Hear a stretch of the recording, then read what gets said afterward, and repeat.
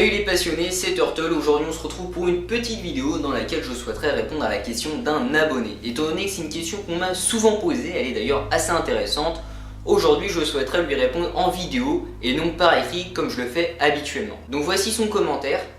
Bonjour Turtle, je m'appelle Lucas, j'ai 14 ans, tes vidéos sont super bien détaillées et j'ai appris beaucoup de choses. Je souhaiterais avoir une tortue depuis que j'ai 9 ans.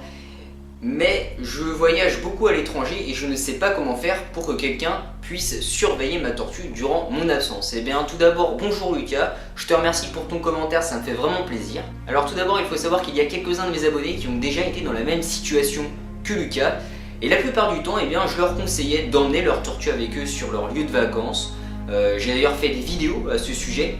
Mais bon, vu que Lucas m'a confirmé qu'il partait souvent en vacances, et que lui et sa famille ne souhaitaient pas tout le temps léguer la tortue aux mêmes personnes pour ne pas les déranger, ce qui est tout à fait normal, eh bien je vais lui donner quelques conseils à lui et aux personnes qui sont dans la même situation que Lucas. Tout d'abord, il faut savoir que si vous partez l'hiver, eh bien c'est plus pratique en quelque sorte, étant donné que votre tortue, bien sûr s'il s'agit uniquement d'une tortue qui hiberne, donc une tortue méditerranéenne, eh bien vous n'aurez déjà pas ce souci, cette contrainte de l'emmener avec vous, étant donné qu'elle sera certainement en hibernation.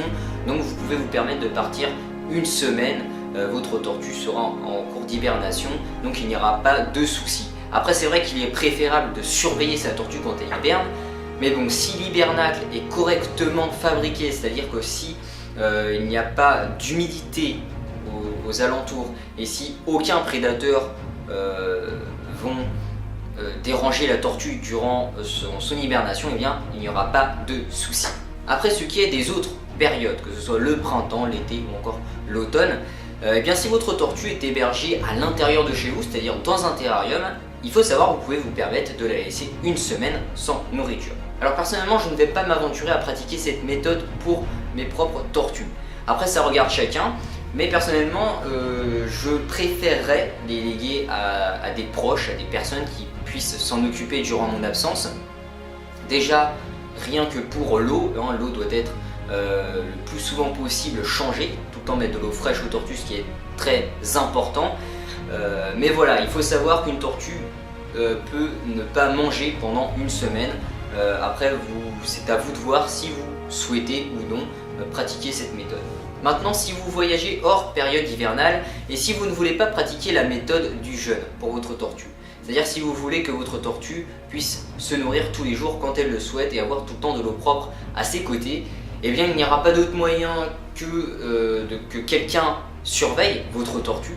Après, ce qui est peut-être assez rassurant pour votre famille s'ils ne veulent pas vraiment que quelqu'un surveille votre tortue pour ne pas déranger, il faut savoir qu'une tortue, ça ne demande pas vraiment beaucoup de soins comme si jamais ce serait un chien ou un chat. C'est-à-dire c'est pas du tout la même contrainte.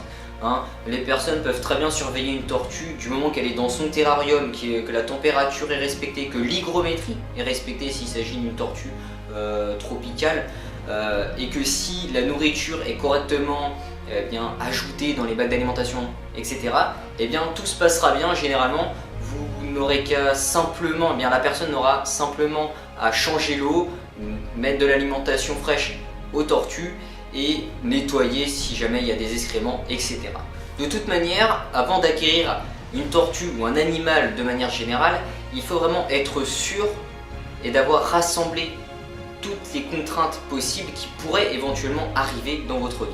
Comme ça, votre animal pourra évoluer dans les meilleures conditions possibles et même si jamais un jour il y a un imprévu, vous pourrez y faire face avec sérénité. Si jamais vous êtes dans la même situation que Lucas ou si vous avez des questions sur un autre sujet, n'hésitez pas de me les poser en commentaire, j'y répondrai avec plaisir.